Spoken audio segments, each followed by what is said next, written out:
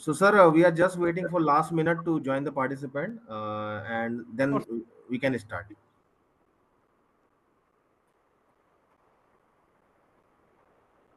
No problem, sir. No problem. Yeah.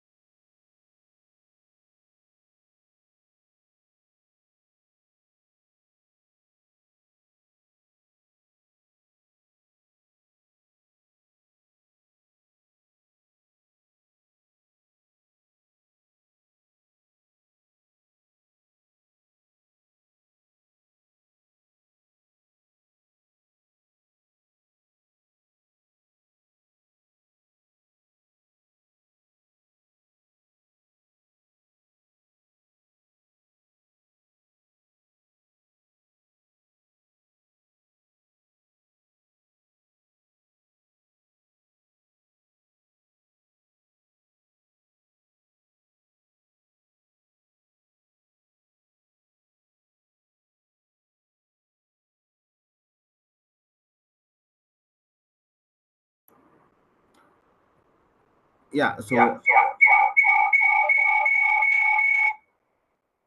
uh, Ashwat sir, kindly confirm if I'm audible from this end. Yes, sir. I think you are audible. 1 minute. There was a echo came in. Yeah, yeah. I think this. I have also connected through the mobile, so I have just disconnected. So this echo will not be there. Okay, okay, okay. So, sir, participant count already reaches to 150 plus. I think we can start now, and it's already 2:05. So, very good afternoon to all participant, and a special thanks to Assessor. So, Assessor will be taking care of today's session, and handing over to you, Assessor. You can start the session, sir. Yeah, thank you, sir. Thank you, Yeah, sir. yeah. Sir, but there was timing is fine, na? So I was just the Hmm. uh, plan is to have 2 to 4 one Yeah, session, yeah. okay, and Yes. then 15 minutes gap or 20 minutes. How many minutes gap? Sir, I'm just opening that schedule file. Ah,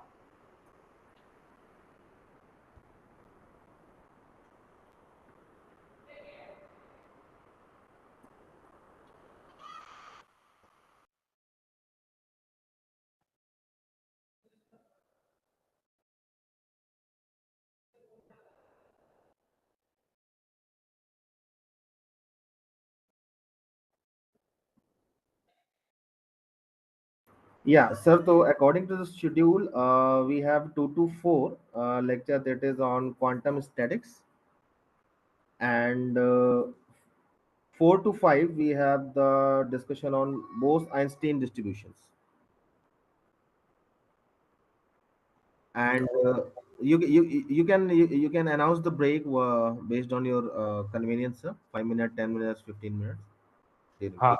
is there a valedictory today? No, na? Yes, yes, sir. It will be started from 5 to 6. Pillai sir will be there.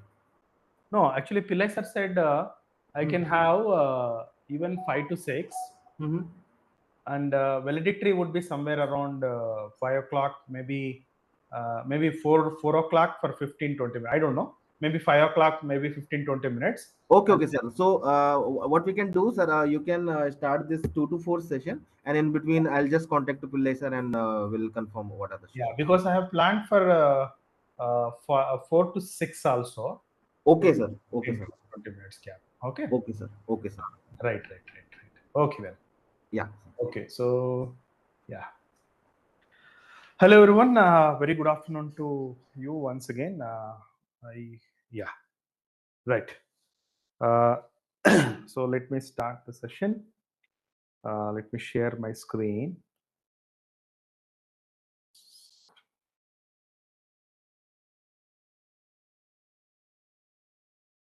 Okay, you can see my screen. Fine. So, yeah. So what we were doing yesterday is this is the part we discussed, and just to have a connectivity, what we do, we quickly go through the yesterday's part and then continue for today's. Okay, right. So yesterday we wanted to understand about this Gibbs principle. This is a canonical distribution. Okay, and how this Gibbs principle is applied to harmonic oscillator in a classical manner, and quantum harmonic oscillator, if I apply, what happens. Okay, so first of all, what is a Gibbs principle? We just checked about. So Gibbs principle would give us the distribution of the system of particles. Okay, if let's say if I want to know a given particle, okay, in which possible state it would exist, it would be given by this PR. Okay, where PR is depends very highly on the energy of the that particular state in which the particle could exist. Also it depends on the temperature of the system around. Okay, right. So having known the PR, 1 minute.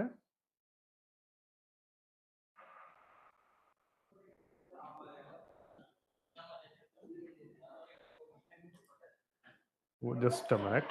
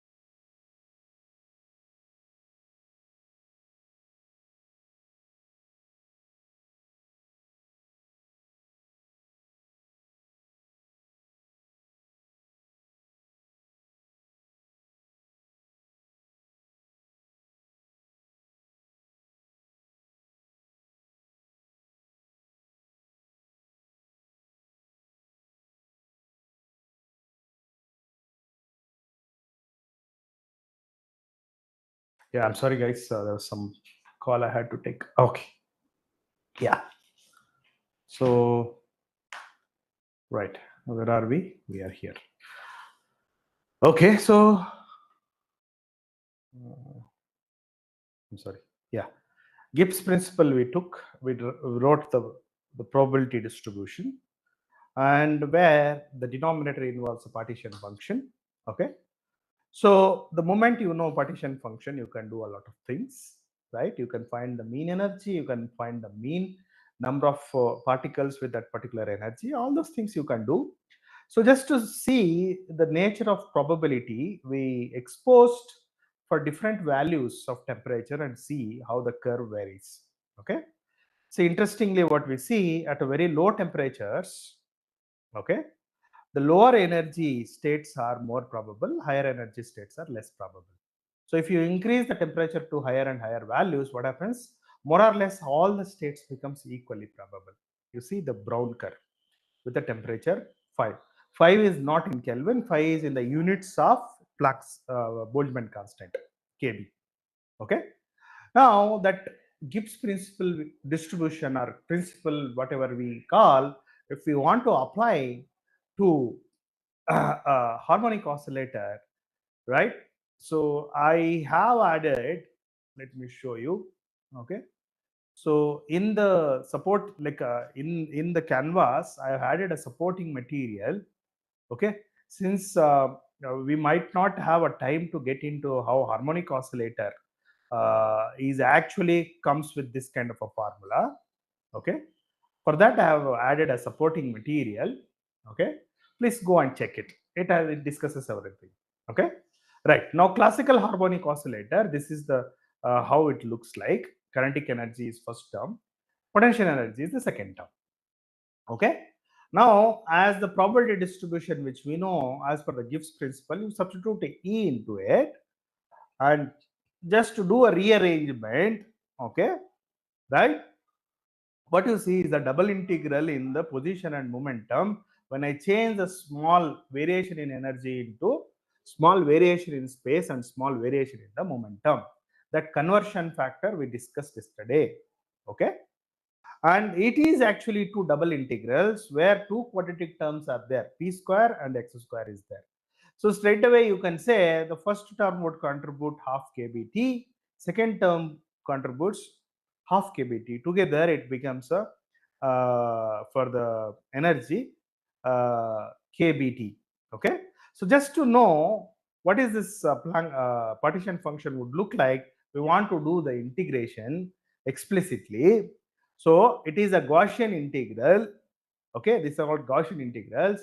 So let's understand how Gaussian integrals are solved, that we saw explicitly for a particular case where Gaussian integrals are done going from spherical coordinate system to polar coordinate system. It nicely gives you the Gaussian integral value happen to be square root of pi.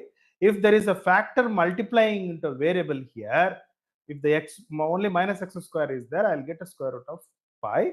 If there is something multiplying onto the variable, I'll get that particular multiplying factor in the denominator with a square root.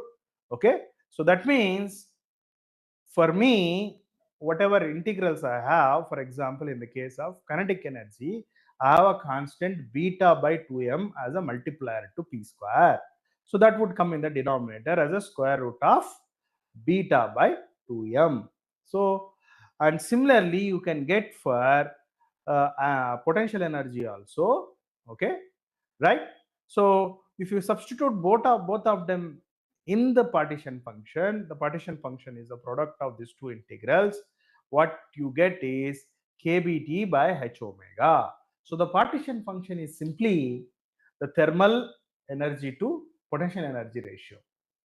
Okay, right? Now the mean energy, if I want to know, now I know the partition function, I can easily get what is the mean energy. Simply take a log of partition function, differentiate the log of partition function with the beta, and you take a negative sign, you get the mean energy. Since it's a simple fraction, okay, or which is having a beta, if I just take a log of that, I'll have this terms and take a derivative of it, I'll just get a kbt. Okay, that's what I was telling earlier. So overall mean energy of the classical harmonic oscillator is just a k into t. Depending on the temperature, it will have an energy. It doesn't matter how many what are the states it can be. Okay. Now coming back to the harmonic oscillator, the energy of the harmonic oscillator is n plus half multiplied by h omega. Again, how did I get this value? Like I said, I have added, where did I add? Third, I think third, second my session. Okay, just a minute. Yesterday's session, you can go and check it. Okay, this is yesterday's session, 2nd May. Right, wait a minute, 2nd May session. Yeah, this one.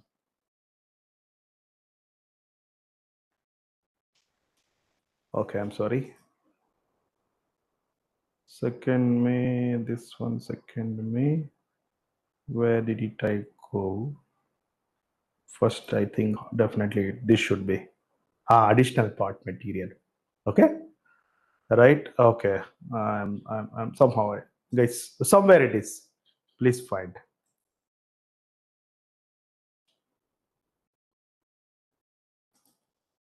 1 minute.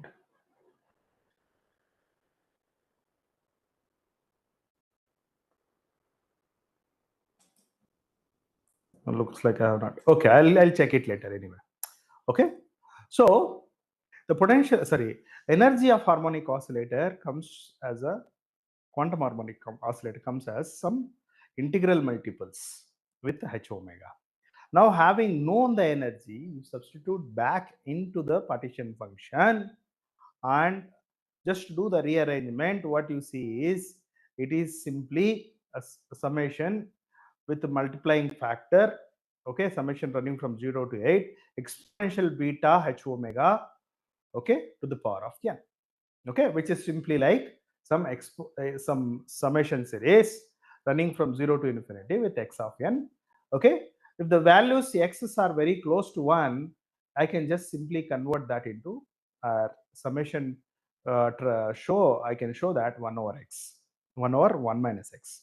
Okay, so that means partition function becomes that, and then take a log of the partition function and take a derivative of that partition function with a beta.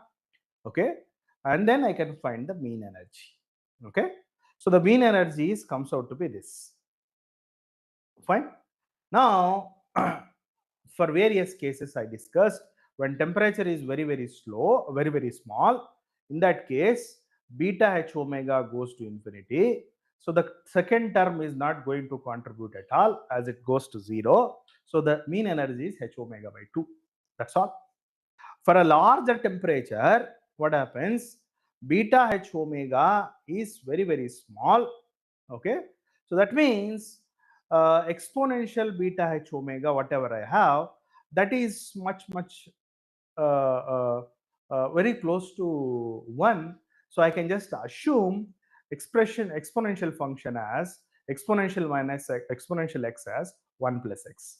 Okay, so just cancels 1 and 1. So what I left with is, okay, for a large t, I'll get a kBt. So even harmonic or quantum harmonic oscillator whose mean energy would become classical mean energy when I increase the temperature to very high temperature. So that means the quantumness is going to be lost when you increase the temperature to very high values. Okay, so you can conclude that Gibbs principle would definitely give good insights about the quantum systems. When I increase the temperature, quantum systems no more quantum, they become a classical. So I can't study the discreteness in the quantum state when the temperatures are increased high. So we saw the plot between classical to quantum harmonic oscillator, how the mean energies are behaving. You see, they are very much different only at a very close low values of temperature. Later on, they're very close. They're actually reaching together. Okay, right? So the partition function for macroscopic systems, which consist of microscopic systems, small systems together, okay, right? I can write it like this, collection of many systems, and I can write the partition function. I can also find from the partition function energy, mean pressure, entropy I can find, even energy dispersion I can find. Okay, so from microscopic to macroscopic I can go, means take all small things, their information put together, create a large thing, and by increasing a temperature anyway I am going to classical version. Okay, if I just take ideal gas where the systems are not interacting, non-interacting ideal gas means particles are far away, in that case finding z is very easy because no interaction whatsoever, because the kinetic energy would be same and potential energy would not have any interacting term. So u is 0. So I can just only worry about the kinetic energy and write the partition function in terms of kinetic energy and get that. It's easy. But when there is an interaction, right? Okay, like for example, particles in liquid. So there, finding a partition function is slightly tedious task, but it is doable. Okay, right? Okay, so interacting qubits in quantum hardware is the one which is we are actually connecting to. So there we want to find the mean energy or the system how it behave. We need to find its partition function and then able to find its mean energy or any other things. Okay, right? So yeah, yes, and also we studied classical approximation of this partition function, okay, and the corresponding physical parameters like mean energy and mean photon numbers, sorry, mean particle numbers, okay, right?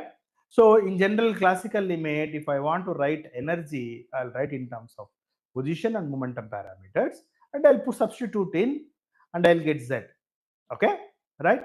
So here classically I can divide the coordinate system into small chunks and create a small elements, and right, when it comes to summation, if I go to smaller and smaller chunks variations, I can replace the summation with the integration. Okay, so correspondingly the integral small variations are there na? I have to take care by dividing with the Planck's constant of some order. Okay, so please remember here n I am writing, it is not the power, it is just the nth dimensional system. Okay, right? So where h naught is actually the product of all the small chunks of the variations in the coordinate system. For example, two-dimensional system, h naught would be dq delta q into delta p. Here in this case, h naught would be delta q1, q2, and so on. It will have a higher dimension. That is what I refer n. Okay, right? So somewhere else I have referred even 3n. That would stand for every q there is a 3 dimensions like a qx, q1, q2. So there I'll get a 3. Okay, fine. So now there are few advantages of this physical quantity calculations using partition function. What is that advantages is, okay, for example, let's say energy is varied by small amount. Okay, right? What is the corresponding partition function? Let's say partition function is also changed by small amount. Let me call z star and substitute er star into it, and just like do the small mathematical algebra, and you can find mean energy of the system when I add small external supply of energy into the system. The mean energy also gets added up by the same small quantity. Okay, that I can understand from the partition function. And similarly, the disorderness, the entropy, interestingly, is not going to change. It remains the same when you add a tiny small energy into the system. Okay, fine. So let's say, as we were thinking, the systems when it interacts, it becomes very tough to handle, right? Let's say our system where the constituents are weakly interacting. Let's say a prime and a double prime. Okay, in that case partition function would be involving energies of their sum. Okay, and I have partition function is simply product of two system partition functions. See the advantage of partition function, how we can study things with the complex mechanisms. Okay, right? And for a many body systems, for example, every time we will be approximating with a harmonic oscillator, overall energy I can approximate as kinetic energy sums and potential energy sum. If they are not interacting, u I can send it to 0. Then potential like a partition function would be simply whatever we have derived earlier. This is so here in this case, if you do a proper mathematical algebra, okay, so you would get overall energy of the system is simply the mean energy. Overall mean energy of the system is simply equal to mean energy of a single system multiplied by the number of systems in the system in the uh, entire part what we are considering. Similarly, we can get the uh, entropy also. Okay, that also we derived. Okay, so interestingly, entropy calculation should be very carefully done, because if I have taken two systems put together, two identical systems, when they remove the separation, I assume that the system would, since the same system is there, they may not spread around. But it is not the case. They will spread around. Even identical systems, identical particle, identical volumes are taken. Because of that, the entropy, if I go in the perception that they don't mix up, I'll have a wrong entropy calculations. If I do assume that they may mix up, I'll be having a correct entropy that we saw. Okay, right? So yeah, there are two ways of correction for the entropy calculation that we did in the yesterday's class. Okay, so this is what we done in yesterday's class, sorry, yesterday's session, which is applying a Gibbs principle to harmonic oscillator and quantum harmonic oscillator. The moment I know how to apply that, I would be clubbing the systems together, taking a macroscopic system and studying its properties, and that properties could be studied at a very low temperature and very high temperature. In that way, I can address the many body systems, which are very crucial things when you are going to study something called quantum computing involving many quantum particles or quantum systems. Okay, so in today's class, what we are going to do, we are going to study the something called statistics, Boltzmann statistics. Okay, right? Boltzmann, Maxwell Boltzmann, Fermi-Dirac statistics, Bose-Einstein statistics, all these things we will study. So let me use my hand note for that. Okay, right? So now let me start with the identical particles. Let's say I have identical particles. Okay, right? Now, how many are there? Let me say there are n identical particles are there. Okay, and which is confined in a volume V, right? So in general, classically, what I do, I specify positions up to n. Okay, momentums up to n, right? Let's say if there are spins associated with the particles, then I will associate the spin magnetic moment up to msn. Okay, so all together, put together, I'll create. Okay, I'll put together, I'll create. Okay, I'll create a wave function. Okay, ms1 msn, where there is a p1s up to pns. Okay, right? So fine, if there is any angular moment, this is spin angular momentum. If there is a rotational angular momentum, which is L equal to R class mv. Okay, so electron, apart from rotating, it can rotate about the nucleus. Electron also can rotate about its own axis. So this spins are correspond to its own axis.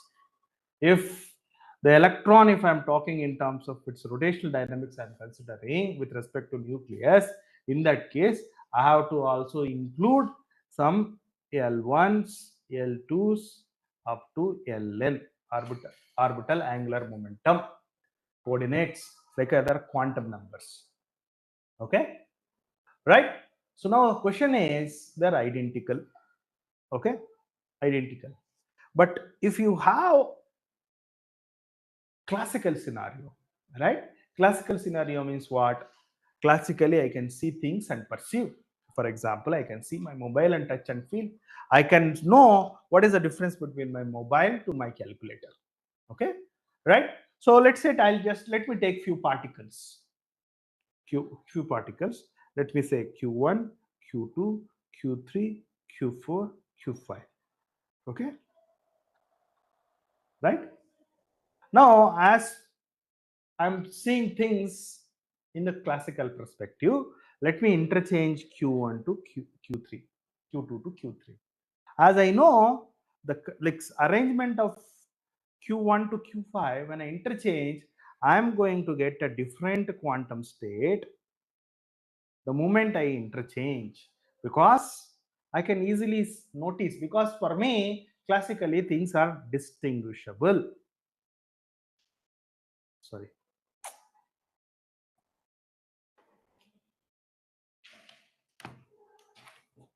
Yeah. So this one is, sorry, Qn, Q2, Q3 is there. So Q3, Q2, and so on, Qn. Okay. So there are two different states I'm generating classically, which is not correct, by the way, at the quantum level. At the quantum level, I can't distinguish the things. Okay, right? So now let's see classical. This is classical. Okay, fine. Now quantum mechanically, okay, what happens when you interchange the things as per the quantum mechanically? What happens? Okay, when you interchange would lead to something called, okay, things called something called symmetric and antisymmetric wave functions it will give. Okay, so why is that? You can just take the spin systems. Okay, for example, particles with a spin, if you just rearrange, okay, right, overall energy, for example, paramagnetic system which we considered earlier. Okay, so there are so many things. Let's say I have plus plus minus plus, like this. Okay, so here if I rearrange, means I just shifted this. Okay, so the quantum state of this is same, but rearrangement is taken place. Okay, right? So this will lead to something called either symmetric or antisymmetric. Okay, right? So let's understand what is symmetric and antisymmetric. Okay, for example, if the particles are having integral spins, okay, what I mean is the spin values would be 0, 1, 2 up to n, measured in Planck's constant. Okay, so examples are, if I just take examples are, if I just take helium-4 atoms, and I can just take photons also, they happen to have integral spins. The spin value is integral. Okay, so in this case, what happens if I interchange the systems? Okay, what I will be getting is, for example, I have the photons are arranged so many way. So there is a I. What is happening? There is I location Q, like that. The quantum state of, let's say, helium-4 atoms are there. Okay, now if I just interchange, what I'm going to get, I'm going to get a quantum state wave function which is like that. But interestingly, if you study them, okay, they're equal. So it is called a symmetric. Doesn't matter when you interchange. You can do any number of interchanges. Okay. What matters is how many number of particles are there. That is the only matters. Okay. So if there is any particles whose quantum state or wave function is in such a way, if I interchange the coordinates, or by the what I mean, interchange the particles and their location, the quantum state is not going to not going to change. So the quantum states are symmetric quantum states. Okay, so those particles are called bosons. Okay, they're called bosons. Integral spin particles are bosons. They are going to satisfy something called Bose-Einstein statistics. Means they're going to behave as per some distribution which is known after Bose-Einstein distribution. We will come to that. What is the distribution? Okay, we'll derive that today. Okay, now let's go to another kind of particles. Let's say the particles with half integral spins. Okay, so which is like 1 by 2, 3 by 2, okay, 5 by 2, and so on, n by 2 into Planck's constant. This is the spin measurements. Okay, so what are the examples? Particles like electrons, okay, and again helium 3 atoms. Earlier we saw helium 4, here it is helium 3. Okay, if you just take these particles and then arrange them, okay, let's say arrange them, okay, right, and let me write down their wave function. Okay, now if I just do the interchange, if I try to do the interchange, let's say I'll get another wave function qj qi, and if I just try to compare both of them, what I see the moment I interchange two particles, okay, so if I compare, in fact, which this is equal to this in a negative multiplied, parity is changing. So what is this is anti-symmetry, just because their half integral spin is actually causing that. Okay, now as per quantum, what happens, right? So there are quantum numbers. Yeah, there are few principal quantum number. Okay, there is angular momentum, orbital angular momentum quantum number. Okay, there is a spin quantum number, right? All these things are there. Now, what these quantum numbers are specifying is no two particles with the same quantum numbers can occupy same space. Sorry, no two particles with a different quantum numbers can occupy same space. Okay, so n, l, m as specifical values. Okay, let's say n equal to 1 and l equal to 2. Okay, ms equal to, let's say, half, and n 1 equal to 1, m equal to minus half. So I'm just taking two kinds of particle. One is of this, one is of this. These two things cannot be in a same quantum location or a same quantum state. Okay, they cannot occupy same state. That is what quantum mechanics says. Okay, right. So let's say if it is, okay, if it is, in that case I'll have quantum states I and j arranged. Now let's say in this particular location two particles are located the same, the two particles, both of them are in this location. Now if I interchange, right, if I just interchange in the same location, they are there, let's say they're in the same location, if I just interchange them, it is not going to make us any change in the quantum state. So I can just write, okay, right, I can write, fine. So what it says is, if I assume it, okay, if I assume and then try to connect to the previous case, because of their having half integral spins, what I'm going to get, the quantum state wave function is going to be 0.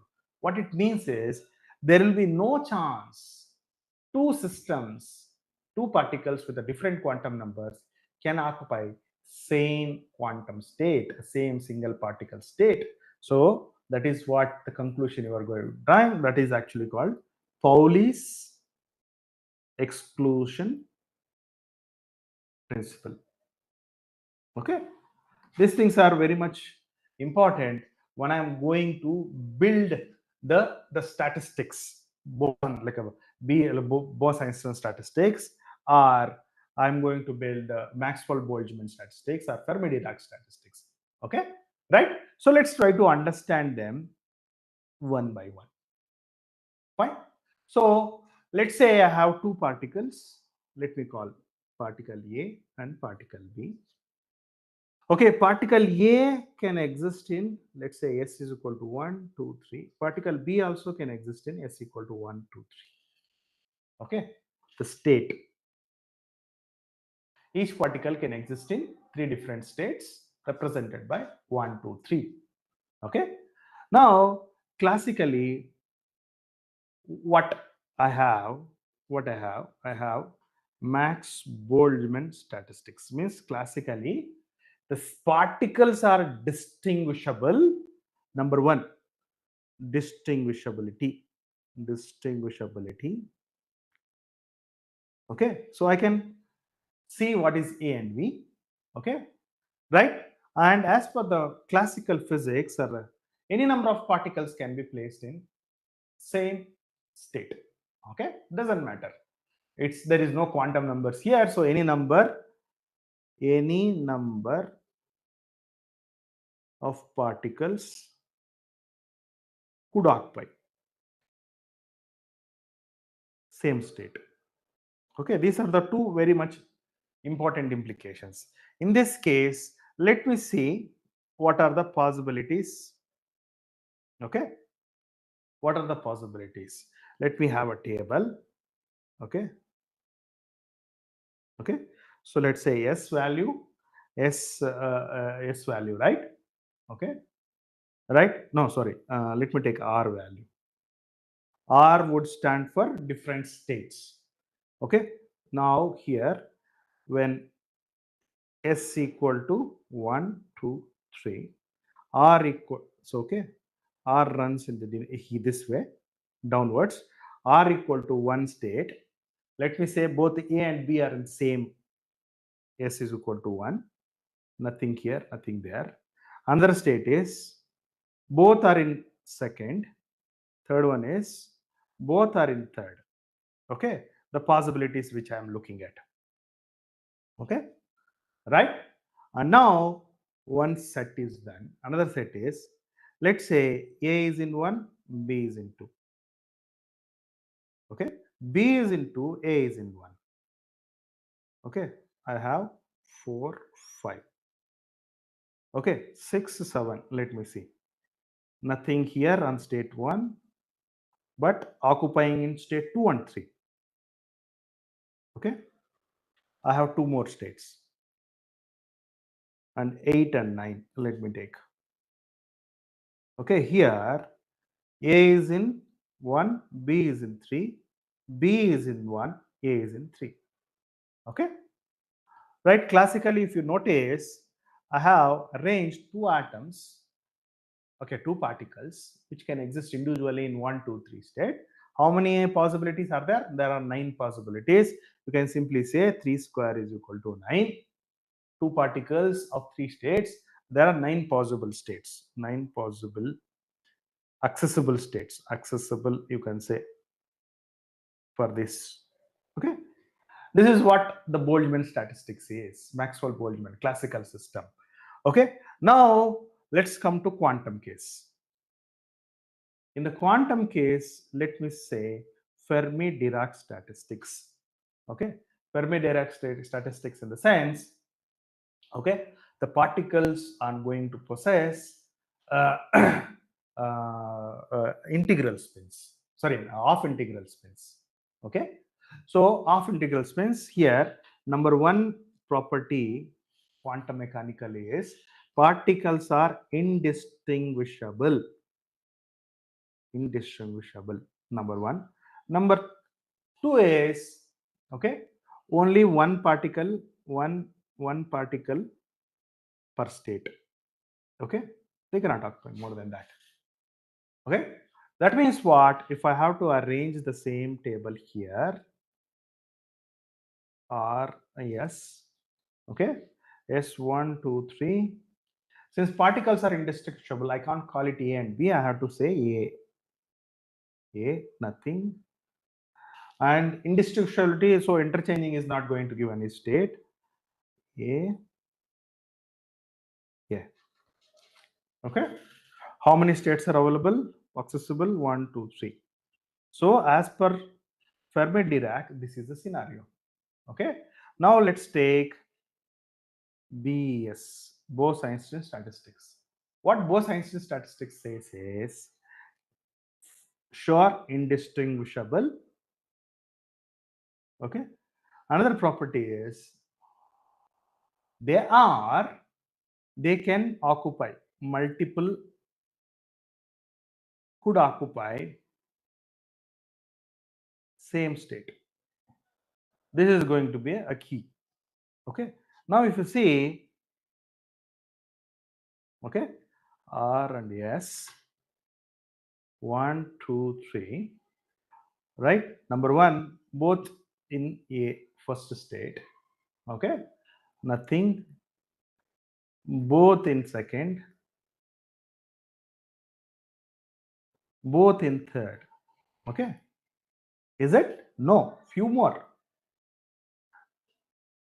First and second occupied, nothing.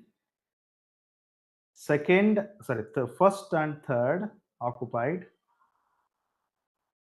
Okay, nothing on the first, second, and third. Okay, there are 6 possibilities. Now, if you carefully see here, the bunchingness of the particles is there in the first case and the last case. You can just get the let's say you can get this something called some ratio, which is probability of bunching out of probability of not bunching, anti-bunching. Okay, so in the first case, if you see, there are 3 cases out of 9. Okay, the 6 out of 9, so which is 3 by 6 is 1 by 2. So there is a 50% of bunchingness is there as per Max Boltzmann classical scenario. Okay, for example, psi Max Boltzmann is 50%. Okay, for example, in the case of Fermi-Dirac, you see no bunching at all. So Fermi-Dirac case is straight away 0, no bunching. But Bose-Einstein case, if you see psi, the eta, there are cases where anti-bunching is there. So there are 3 cases of anti-bunching, 3 cases of bunching. So what is the story here? Okay, so story here is the ratio is 1. Okay, so that is 50-50%. So sometimes it bunch, sometimes it doesn't bunch. Okay, right? So but for sure bunching is there. Okay, so this is going to play a vital role in defining partition functions and so on. Now, for a Max Boltzmann scenario, I was telling quantum states are going to change if I am going to shift A to B. Okay, so altogether different quantum states I got. So here I'm not worried about anything. But in the case of Fermi-Dirac, in the Fermi-Dirac case, I have to get it's like anti-symmetry. Na? So if I had to write the quantum state for this particular scenario, it would be particle A and its location, particle B and its location. I need to have anti-symmetry, so I'm going to define minus psi, okay, I particle B psi j particle A. Now, if you see, if you interchange the particles, I'm going to get the antisymmetry. Okay, where I and j are takes 1, 2, 3. Okay, so Fermi-Dirac case, this is the antisymmetry wave function. Okay, for example, in the case of Bose-Einstein statistics based scenario, right? As per this, okay, as per this, If I want to write a quantum state or a wave function, okay, what should I have? I have to have a symmetry. Okay, symmetry, this is anti-symmetry. Now simply you just take a positive sign, you are going to get.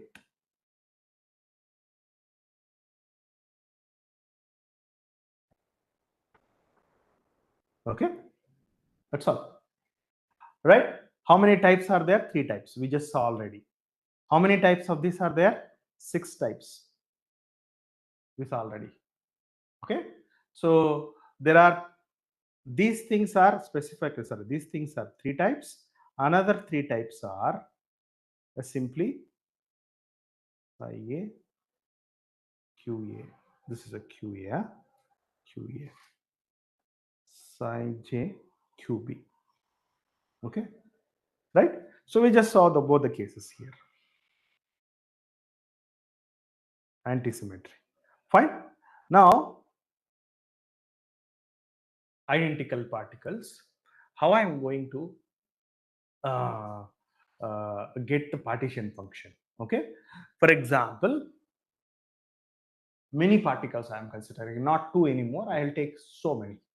Let's say there are so many particles which are confined particles. Let's say identical particles. Okay, let me increase the thickness now. Identical particles confined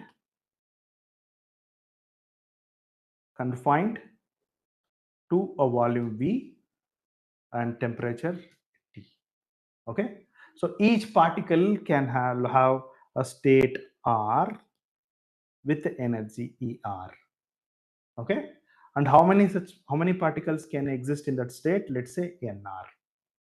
Okay, so the overall energy, if I have to write, would be overall energy, where small r's, there are so many different small r's.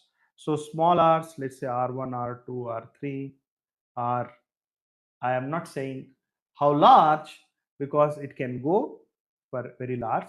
So this is a set, I'm calling it as capital R. Okay, so overall energy would be N1 E1 plus N2 E2 N. Okay, I'll not have anything, because I'm just letting the size of the system can go any large. Okay, because I don't have a control. So this is simply a summation NR ER. Okay, remember, let's say if I want to confine to certain particle numbers, in that case, whatever the constraint of number of particles is, if n, if, in that case what happens, summation over R, nr is equal to n. This is important. Okay, right? So now I have ER. I can write the partition function z is equal to exponential minus beta ER. Very simple. Sorry, summation. Okay, so now having the partition function, I can do a lot. For the time being, let's say I want to use the distribution what I was discussing earlier, and from the distribution, let's say I want to calculate the mean number of particles exist in ER energy state with particle NR. Okay, so let me call it ES, just to have R equal to S. What is the mean number I want to find?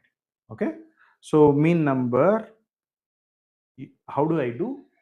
I'll just take the probability and use beta into R. Okay, let me say R divided by all the possibilities. Okay, this is just the formula which we used for several cases. So what I mean is, let's say in a class of 100 students, what is the average height? If I say, let's say there are 10 people with 10 people with what is it, 5 feet, there are 10 people with 6 feet, and so on. That is what I'm trying to do in the numerator. How many people are there overall is in the denominator. Okay, right? I'm sorry, there is a r here, so small r, right? Okay, so now so if I have, okay, r equal to s, you can specify if you want s, or you can leave it as r, because we know r equal to s. Okay, now if you carefully look at this expression, there is the only difference between numerator to denominator is existence of this ns. Okay, right? So what I will do, let me explicitly write down r1s to rn n, okay,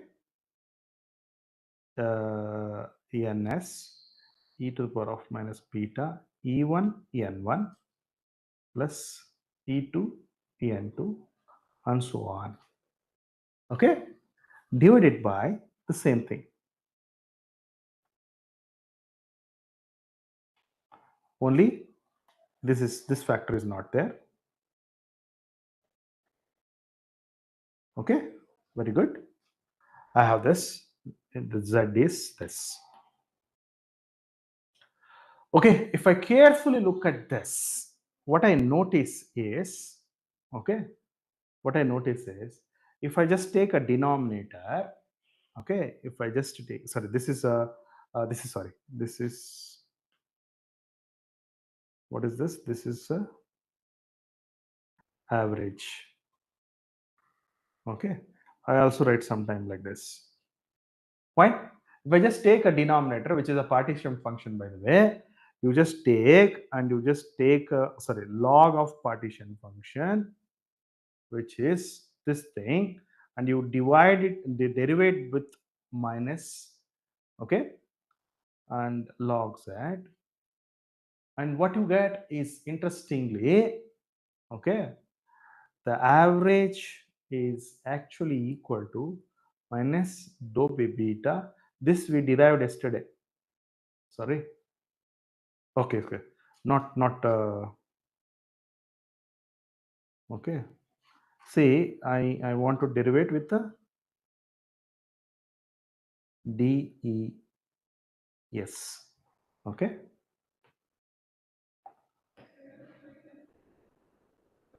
DES. Okay. So 1 over beta I have to multiply. So let me write down neatly. NS is equal to minus 1 over beta derivative of ES log Z. Right? So this is what I see. Right? So earlier for average energy, how did we do? Minus 1 over beta, okay, exponent dou beta log Z. Right? So only difference is the derivative terms with what I am differentiating. Fine. So now get back. For Max Boltzmann, always we try to connect, right? For a Max Boltzmann means classical system. What is NR? NR can be 0, 1, 2, 3, and so on. If the total number of particles is constrained, this they will satisfy. Any number of particles can occupy any place. Okay, so it is enough to specify the range, like all the ranges of n1, n2, and so on, in the case of classical system where they're occupied. But when it comes to Bose-Einstein statistics, okay, right? So one important thing is particles are indistinguishable. So n1 particles can be in R1 location, n2 particles can R2 location, and so on.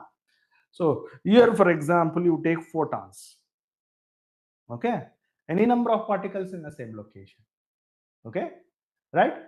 So, but the thing is, they are readily absorbed and emitted within a container. Okay, let's say if the temperature is put to zero, very close to zero.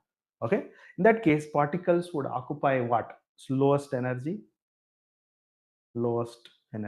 occupation.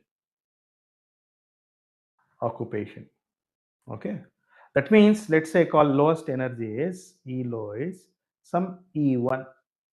Okay, now the thing is, as per the Bose-Einstein statistics, all the particles can take same state, na? So what is the total energy? E low would be number of particles. In the case of photons, I can confine multiplied by E1. Okay, at t equal to 0. So this is very, very small. It can be small. But in the case of Fermi-Dirac, for example, electrons. In the case of electrons, as per the Fermi-Dirac is what? Electrons are half-spin particles. They can occupy certain location, but not many particles can occupy in one location. If I just take one location, or state R, the number of particles in R location is 0 or 1. That's all. Here, let's say total number of systems particles is confined. Let it be there. So what I need here, I have to specify N1, N2, and so on. Okay, all of them I have to specify. Let's say at t equal to 0, what happens? Okay, let's say there is E1 is the lowest energy state available. Let's say one particle is occupied to E1, so the next possibility for another particle to E2 only. So the E low, as per the Fermi-Dirac, is the E1 plus E2 plus and so on, which is obviously much larger than E low of Bose-Einstein. Okay, right?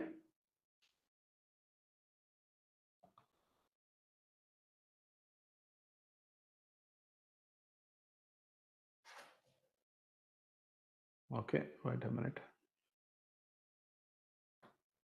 Cancel. I have to refresh. Yeah, probably I should have. Yes, Bose-Einstein statistics.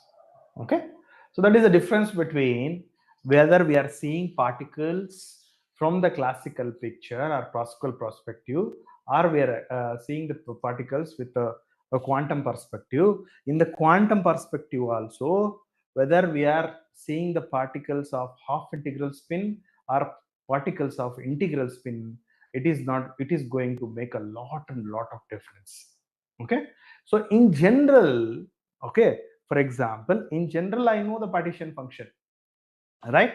So in general partition function, I know I can also find average photon numbers, sorry, average particle numbers, which is summation running over n1, n2, and so on, ns exponential minus beta n1 e1 plus n2 e2. Maybe let me start a new one. I think that would be better.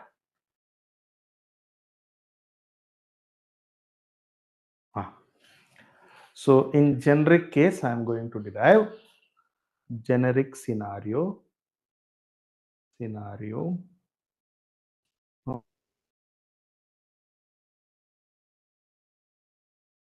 equal to summation over n's, all the possible n's, ns exponential minus beta number of particles, number of part number of particles in, okay, that is happening.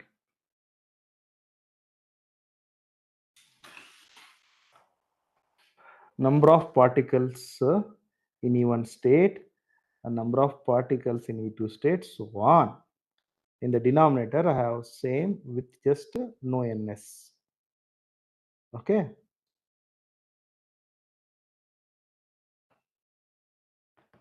Okay. Now, if you notice, there is a ns, na, right? I can take out that ns exponents from out and then just write the product of two summations, ns exponential beta es ns summation over n1, n2, and so on, except s. Okay, right? Let me write down beta e1, n1, so on, divided by ns exponential beta es ns summation over n1, n2, and so on, except s, means except ns, because that is taken out. Okay, this one is taken out now. So e to the power of minus beta e1 n1 so on. Now if you see, this is two summations are same. I can just cancel them. What I left with is average is equal to summation over ns. It is now simplified es ns divided by summation over minus beta es ns. Okay, so same trick we can do now. Just consider this denominator. Okay, so denominator is actually a partition function for this single particle. Okay, but anyway, we will not worry. What is that? Just take the denominator. Okay, right, differentiate that with es. Okay, so if I do the differentiation, minus beta es ns. Okay, if I do that, what I'll get exponential minus, okay, ns. The integral, the differentiation can go in. What I'll get es ns multiplied by minus beta ns. Okay, right? So now the trick which I can play right now here is, okay, whatever trick I was doing earlier, in the same fashion I can play the trick. What is the trick is, I can say ns is minus 1 over beta derivative of es log of z, where z is what? Z is this quantity. Okay, so altogether what you can prove is ns is simply 1 divided by e to the power of beta into es minus 1. Okay, so the actual derivation is involves summation over minus beta es ns, which is just simply 1 plus e to the power of beta es and so on, which is just like 1 over this is just like x to the power of n. Okay, which is 1 by 1 minus x. Similarly, I got. Okay, right? So this is called a Planck's distribution. Okay, basically correspond to photons. That's why it's also called photonic photon statistics or photon distribution. Okay, now Bose-Einstein from this is all for this is also called Bose-Einstein with the number is not constrained, not constrained. Okay, total number. Now let's say Fermi-Dirac statistics I want to understand. Okay, right? So the total number in the Fermi-Dirac, you can have confinement. Okay, right?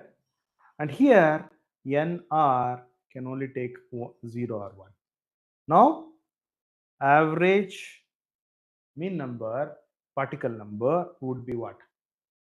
Okay, now I can play, now I can say there is energy 0.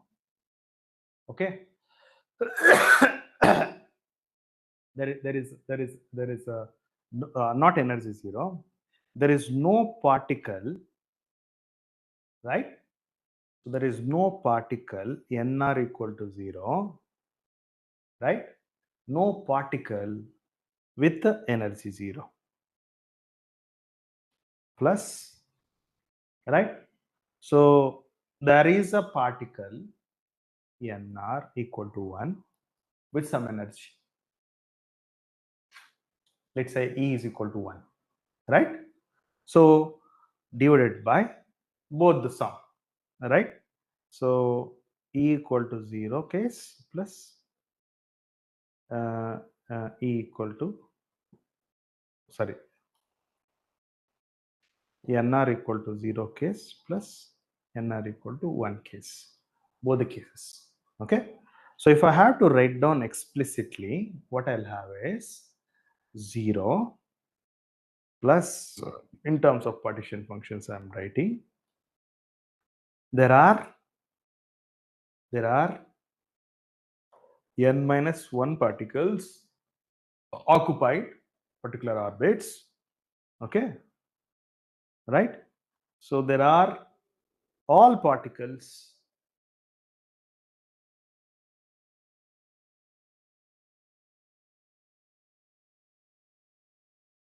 okay.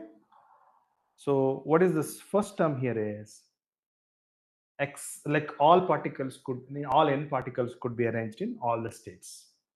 The second one is only 9 n minus 1 particles are arranged in the arranged in the remaining states.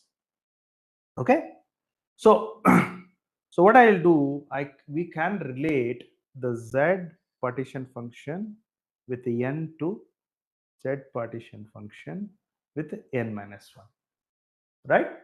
Okay, so what I'll do, let's assume that zs n minus delta n, z depends on, okay, z depends on n. So I change the n by small margin. So that means I can take a log of this. Since z is usually large, so I'll take a log. In that case, it becomes slowly varying. So then I can expand using a Taylor series. It becomes log zn n minus derivative of log zn to the n divided by n into delta n and higher order terms. Okay, right? So since higher order terms are depending on delta n, okay, so I'll have just a minute. I'll just take one call.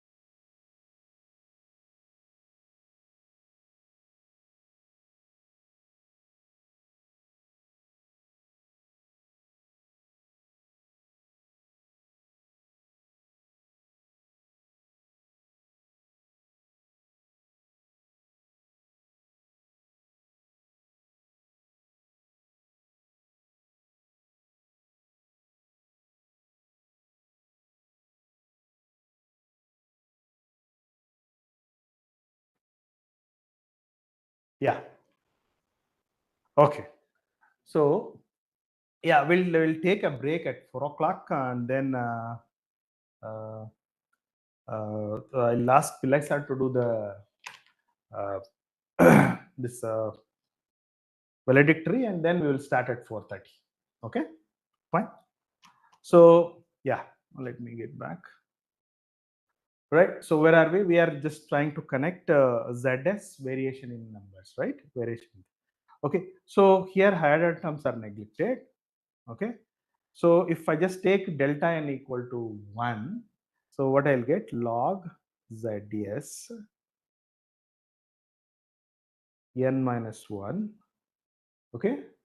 Log ZS n minus 1 is equal to, right? Okay. Log Zn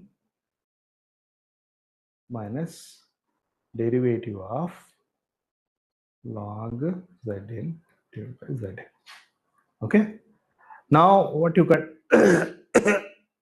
what you can do is you can just take this as a quantity alpha, some quantity alpha s, right? Okay.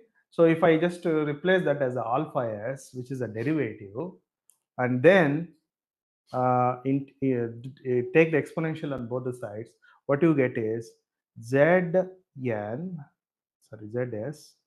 n minus 1 divided by zs n is equal to exponential alpha s. Okay, right? So that is I'm going to use in the previous expression where I was here. Okay, so if I write that, what I get is average number would be equal to exponential minus beta es plus alpha s plus 1. Okay, right? So if you carefully see here, if the number of particles is confined, okay, so in that case the summation of all ns must also to be summed, right?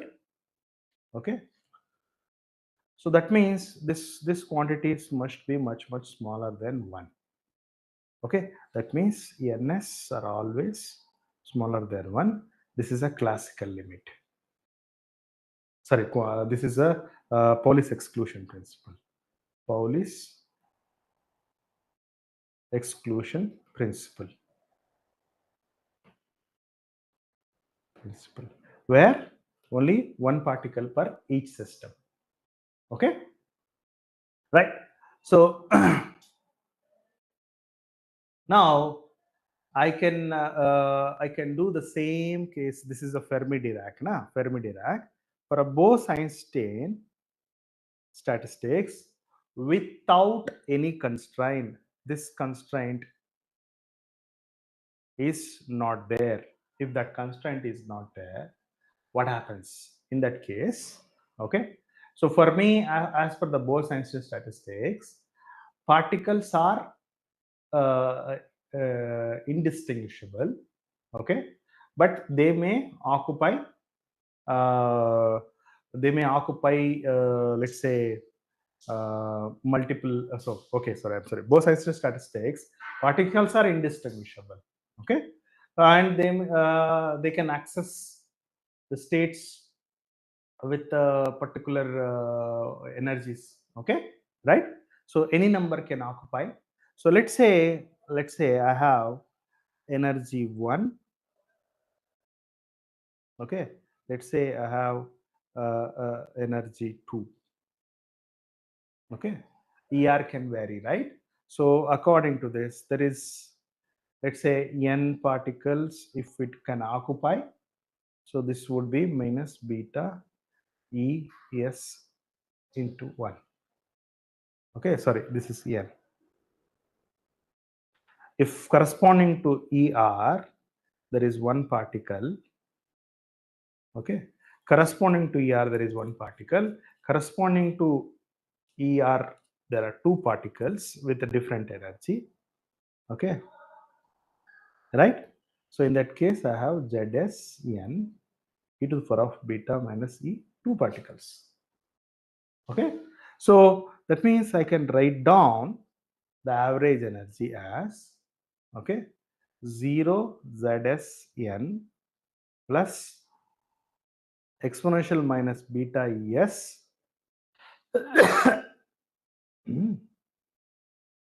Okay, let me quickly use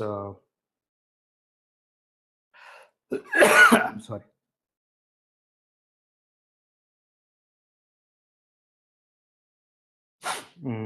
Yeah.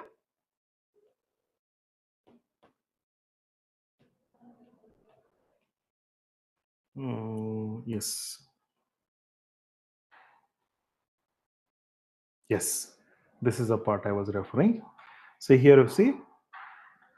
So I can write down overall partition function as there are particles with energy Es, one particle, two particle, three particle, and so on. Denominator also I can write. I use the relation of Zn to Zn and n minus 1 obtained earlier. Okay. And then just to do the rearrangement, mathematical algebra, what you are going to get is the Bose-Einstein distribution is comes with a minus sign. Okay. Bose-Einstein distribution comes with a minus sign in the denominator. Fermi-Dirac comes with a positive sign in the denominator. I'm sorry.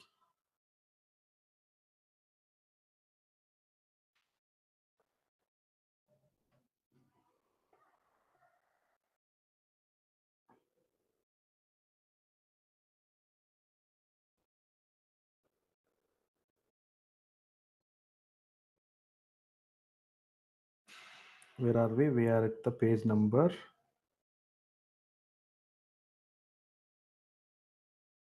Yeah, here. Yeah. So this minus sign in the coming in the denominator for a Bose-Einstein, for a Fermi-Dirac, that comes a Fermi-Dirac case, it comes as a positive sign. Okay. Right. Here you see Fermi-Dirac, yeah, positive sign here. Okay. So that is the most important difference in the case of mean number. In the case of Max Boltzmann, okay, so you can follow with the same idea.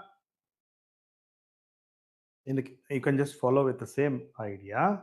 The only difference here is particles are indistinguishable. I should worry about the arrangement of the particle and their permutations also. So which means I have to take the permutation and combination and include that in the partition function. If I do that, okay, so which comes out to be some uh, partition function comes out to be some summation to the power of n. Okay, right? So take the log n into log of some individual partition functions. Okay, so the mean number also you can obtain likewise. Okay, right? So photon statistics we just saw earlier, same thing. Now using the partition function which I have derived, from there you can find what is the mean number. That also confirms the mean number is comes with a denominator with a minus sign. So Bose-Einstein statistics, photon statistics is a part of Bose-Einstein statistics. Only difference here is the number of particles is confined. In the photon case, number of particles are not confined. The moment you confine the number of particles, what happens? Things becomes very, very complicated. Okay, so we can even address that complicated case using I think I think this technique we just checked in the last class. Yes. Okay, so where I show the partition function as a combination of two things. One is increasing function, other is decreasing function. Together it becomes a peaking. Okay, so from there I can show that even mean number for a Bose-Einstein distribution, an additional factor of alpha will come. Similarly, for Fermi-Dirac, additional factor of alpha will come, where alpha is actually determined using the condition of total number. Okay, where is this alpha? Okay, here somewhere I just define alpha. Yeah, here. Okay, alpha to be chosen such that Zn peaks. Okay, so this is how Bose-Einstein statistics and Fermi-Dirac statistics are used to find the mean number of a particular combination. Okay, right? So let me see if there is any chat messages. You have drawn the brace behind two particles with different ms number, spin up and spin down. So why can they not be in the same state? Oh, yeah. For example, you just take electrons. Okay. So electrons you will never see two same electrons. So two electrons with the same spin existing in the same orbit. Okay. If the electrons are occupied in a particular orbit, they may pair up in opposite spin. So that is what I mean. Okay. Right. Uh, any other question? No. Okay, so in the next half, what I actually intended to do is I'm going to discuss all the statistics, Max Boltzmann, Fermi-Dirac, and Bose-Einstein at a specific limits of temperature and the number of particles. The moment you bring in the constraint on the temperature and number of particles, you would see a very, very interesting results. It results like even Bose-Einstein and Fermi-Dirac both lead to or reduce to Max Boltzmann case. That we will see in the second half of the session. Okay, so yeah, just to summarize, okay, in the first half, what I did do, okay.